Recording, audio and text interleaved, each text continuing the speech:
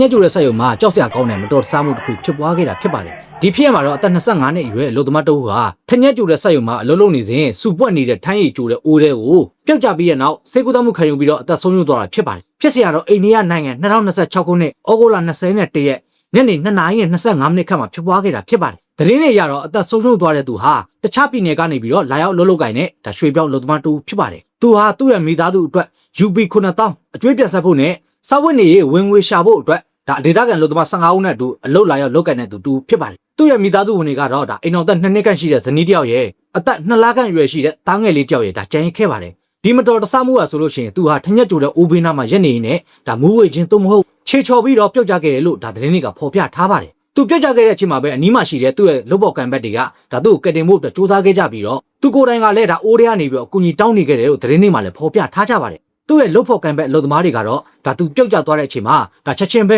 ကရိယာနဲ့ဒါကဲသေးဖို့စူးစမ်းခဲ့ကြပြီမဲ့ပြင်းထန်တဲ့ဒဏ်ရာတွေကြောင့်လို့ပဲဆေးရုံမှာကုသမှုခံယူနေနေဒါအသက်ဆုံးရှုံးသွားခဲ့တာဖြစ်ပါတယ်မိသားစုဝင်တွေကတော့ဒီဖြစ်ရပေါ်မှာတန်ရရှိပြီးတော့ဒါတင်းမာမှုတွေဖြစ်ပေါ်လာခဲ့ကြပြီမဲ့ရဲတပ်ဖွဲ့တွေအနေနဲ့က CED ကိုပြလိုက်တဲ့အချိန်မှာဒါမိသားစုတွေကနားတယ်သွားကြပါတယ်ဒီဖြစ်စဉ်တွေနဲ့ပတ်သက်ပြီးတော့အလုပ်လုပ်ဖို့အတွက်ရဝေးကနေရောလာရောက်လုပ်ကိုင်တဲ့ကျွန်တော်တို့ရဲ့ရွှေပြောင်းအလုပ်သမားတွေအတွက်လုပ်ငန်းခွင်လုံခြုံရေးအရေးကြီးဆုံးအချက်တစ်ခုပဲဖြစ်ပါတယ်ဒီဖြစ်စဉ်တွေပတ်သက်ပြီးတော့ကျွန်တော်တို့ရွှေပြောင်းလုပ်ကိုင်တဲ့ကျွန်တော်တို့ရဲ့မြန်မာပြည်သားတွေပြည်ပရောက်မြန်မာပြည်သားတွေရောပြီးလို့ရှိရင်အလုပ်လုပ်ကိုင်နေတဲ့လူတွေရောဒီကြောင်းတွေနဲ့ပတ်သက်ပြီးတော့သတိထားကြဖို့အတွက်ကျွန်တော်မိတ်ဆွေတို့ဒီဘက်နဲ့ညှော့ပေးတာဖြစ်ပါတယ်ကျွန်တော်တို့ရဲ့ရွှေပြောင်းအလုပ်သမားတွေရောအလုပ်လုပ်ကိုင်တဲ့သူတွေရောသတိထားလို့ရအောင်လို့ဒီဘက်လေးကိုလည်း share လုပ်တော့ပေးခဲ့ကြပါဦးဒီကြောင်းလေးနဲ့ပတ်သက်ပြီးတော့မိတ်ဆွေတို့အနေနဲ့ထင်မြင်ချက်လို့လည်းကျွန်တော် comment box တွေရေးတော့ပေးခဲ့နိုင်ပါတယ်ကျွန်တော်ရဲ့အကောင့်လေးကိုလည်းစောင့်ကြည့်ပေးဖို့အတွက်မြစ်တာရက်ခဏဖြစ်ပါတယ်နောက်သတင်းကြောင်းအသစ်တွေနဲ့ပြန်လည်ဆုံတွေ့ပါမယ်ခင်ဗျာ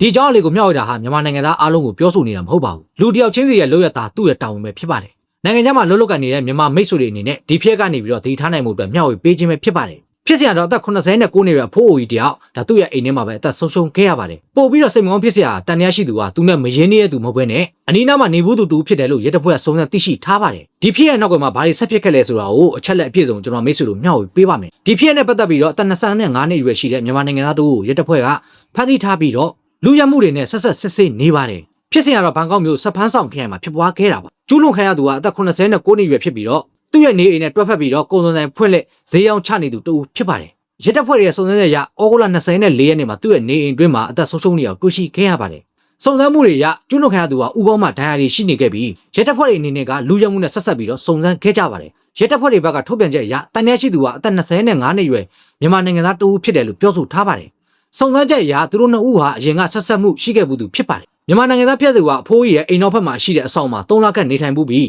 းအဲ့နောက်ပိုင်းတော့အခန်းပြောင်းရွှေ့သွားတယ်လို့ပြောဆိုထားပါတယ်ဒါကြောင့်မလို့အိမ်ရဲ့အခြေအနေနဲ့အဖိုးရဲ့အခြေအနေကိုဒါသိရှိထားတယ်လို့ရဲတပ်ဖွဲ့တွေကသုံးသပ်ထားတာပါရဲရဲ့ပြောဆိုချက်အရဖြစ်စဉ်ဖြစ်တဲ့ညမှာတန်ရရှိသူဟာည7:00နာရီခန့်မှာဒီနေရာကိုရောက်လာခဲ့ပြီးတော့လူမနေတော့တဲ့အခန်းတစ်ခုမှာပုံအောင်နေခဲ့တယ်လို့ရဲတပ်ဖွဲ့တွေကဆိုထားပါတယ်အဲ့နောက်ပိုင်းမှာအင်ရှင်ဖိုးကြီးမိပိတ်အနားယူနေတဲ့အချိန်မှာအဖိုးတံပစ္စည်းတွေရှာဖွေခဲ့တယ်လို့ရဲတပ်ဖွဲ့တွေကစုံစမ်းထားပါတယ်သူခိုးယူနေတဲ့အတန်တွေကြောင့်မလို့အဖိုးကြီးဖြစ်တဲ့သူကဓမီတွေတုတ်တွေယူပြီးတော့ဒါအိမ်ပြင်ကိုထွက်လာခဲ့ပါတယ်အဲ့နောက်ပိုင်းမှာတော့မိဖို့ကြောင့်နီးသူတို့နှစ်ဦးကစုံတွဲခဲ့ပြီးတော့ရုံရဲဆန်ခက်တွေဖြစ်ပွားခဲ့တယ်လို့ရဲတပ်ဖွဲ့တွေစုံစမ်းချက်မှာပါရှိပါတယ်ရဲတပ်ဖွဲ့တွေရဲ့ပြောကြားချက်အရဒီဖြစ်စဉ်မှာငြိုးချက်ပွဲကိုအသုံးပြုထားတယ်လို့ယူဆထားပြီးတော့ကျူးလွန်ခံရသူကလည်းဥကောင်းတန်အကြောင်းမလို့အသက်ဆုံးရှုံးသွားတယ်လို့ပြောဆိုထားပါတယ်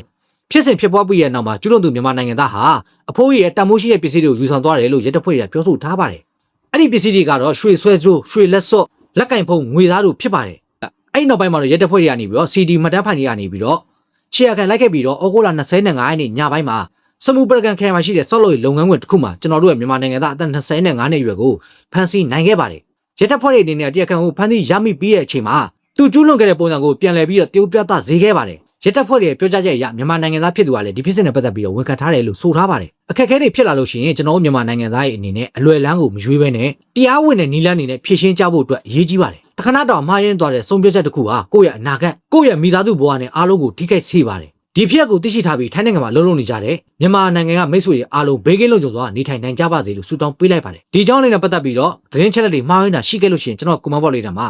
ကျွန်တော်မိတ်ဆွေတွေသိအောင်လို့ရေးတော့ပေးခဲ့ကြပါဦးဒီဖြစ်စဉ်လေးနဲ့ပတ်သက်ပြီးတော့လွယ်လန်းကိုမလိုက်မိဖို့အတွက်ကျွန်တော်ညီကောင်မောင်တွေသိရှိအောင်လည်း share လုပ်တော့ပေးခဲ့ကြပါဦးနောက်လာမယ့်သတင်းကြောင်းအသစ်တွေပြန်လည်ဆုံတွေ့ပါမယ်အားလုံးကိုကျေးဇူးအများကြီးတင်ပါတယ်ခင်ဗျာ